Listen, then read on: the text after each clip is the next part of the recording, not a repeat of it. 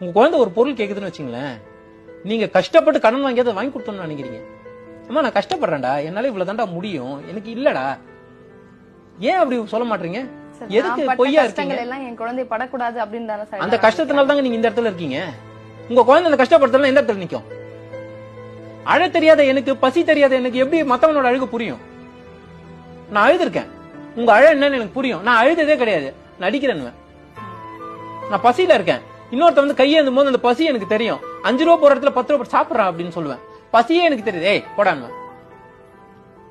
நீங்க சொபிஸ்டிகேட் பண்ணல, you are making them to go down. இதுவும் உறுதியாக்க மாட்டீங்க. அந்த கஷ்டத்தை நீங்க பட்டதுனாலதான் இங்க இருக்கீங்க, அதை நீங்க கொடுக்காதனாலதான் அவங்க அந்த இடத்துக்கு வர முடியல. அதனால பணம் தேவை, நிச்சயமா ஒரு மனிதனுக்கு இந்த வாழ்க்கையில பணம் தேவை. ஆனா பணம் மட்டுமே தேவைன்னு நினைச்சான், இல்ல பணம் தான் தேவைன்னு நினைச்சானா அவனால நிம்மதியா வாழ